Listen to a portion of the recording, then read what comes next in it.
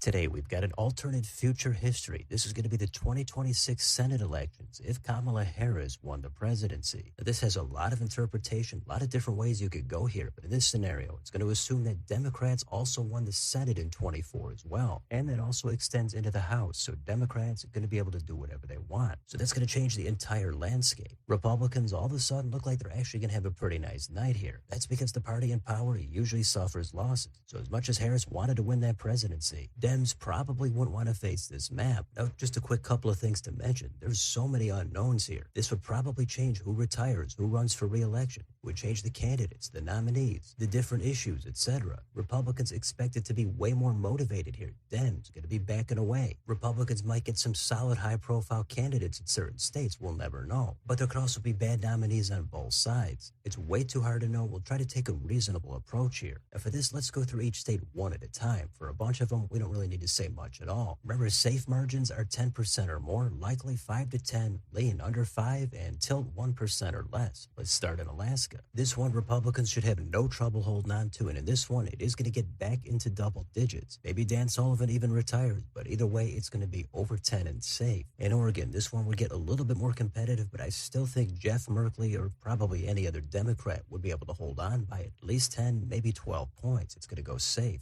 Then it's going to be pretty easily safe in Idaho, Montana, and Wyoming for the Republicans. In Colorado, remember, Republicans actually won a Senate seat here in 2014, but 12 years later, the state has only gotten a lot bluer. I think Dems would still win it pretty comfortably, but I think it would dip down to just under 10%, maybe about 9%, so it's going to go likely for the Dems. South and New Mexico. Now, this is a good point to mention demographics. And in the actual 24 results, we know that Hispanic voters shifted sharply to the right. In this, I would still assume there's going to be a lot of backlash to the party in power. So I think it would get more competitive at just under 5%, but Dems would still get it with a lean rating. Then we've got red states that don't need any explanation. South Dakota, Nebraska, Dan Osborne, not going to happen this time. Kansas, Oklahoma, Texas could still have a primary battle between someone like Cornyn and Paxton. Republicans would likely be fired up. They'd want to go further to the right. So I would think Paxton would have a better chance. But of course, in the general election, he'd have an easier time as well. But again, a whole bunch of other different candidates could get into the race. The whole dynamic could be different. So it's borderline likely safe, and this will say it just ends up being over 10%. It's safe. In Minnesota, it's going to get more competitive. Republicans not totally out of this one in this scenario, but it's still Minnesota. It's going to go leans for the Dems. Iowa is not going to be competitive. Republicans going to get that by over 10%. It's safe. It's also safe red in Arkansas and Louisiana. In Illinois, Dems are still going to get it comfortably, but I think it could get down to about 9.5 points here and just go likely. In Michigan, this has been a purple state on a presidential level, but in this scenario, I think they would carry over into the Senate. In this scenario, I think Mike Rogers running again actually would make more sense, and Republicans would have their first Senate win here in decades by a lean rating. Then solid red states that don't need any explanation. It's Kentucky, Tennessee, Mississippi,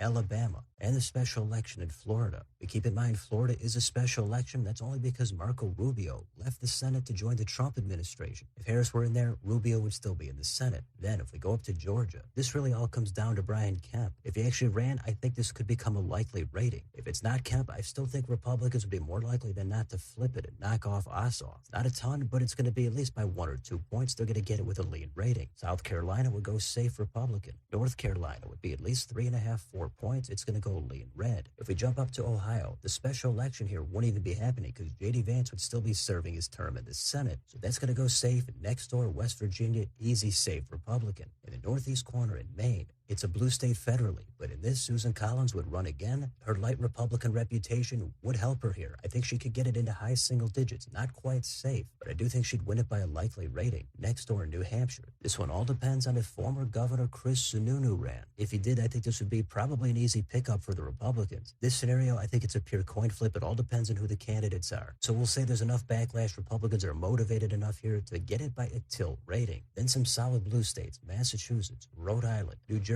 I think Cory Booker would run again. I think he would still win it easily. I think it would get down to maybe 10 or 11 points depending on who the Republicans put up. But I don't think the sharp shift to the right in 24 would really translate to hurt Booker too much in this scenario. Delaware would also go safe Republican, but it would be close to going likely. The final state is Virginia. This is another one. Depends on if Glenn Youngkin decided to run for the Senate. If it did, it would get much more competitive. Republicans would have a shot here. In this scenario, it's going to be Mark Warner. Remember, he almost got caught sleeping in 2014. So in this, I think it would be about 5 to 6 points. Not enough to go leans. We'll put it at likely, but anything could happen. So that's the final map. So that means Republicans come out with 56 seats, 44 for the Dems. Republicans have pickups in Michigan, Georgia, and New Hampshire. They also easily hold on in North Carolina and Maine. So there's way too many different paths you could take with this. Anybody could come up with a far-fetched scenario, but I'm trying to keep it pragmatic. A good handful of these are borderline. You can make a case either way depending on what you want to focus on. But the bottom line here is Republicans would be likely to have a pretty nice night. That seems to be the trick to having success down ballot. You've got to give up the presidency. So who knows what would happen if it were actually Harris in the White House and Dems controlling Congress. Maybe they do everything perfectly, everybody loves them, and they gain seats in the midterms. But the far more likely expectation is they take a pretty big hit, and that's what this result shows right here.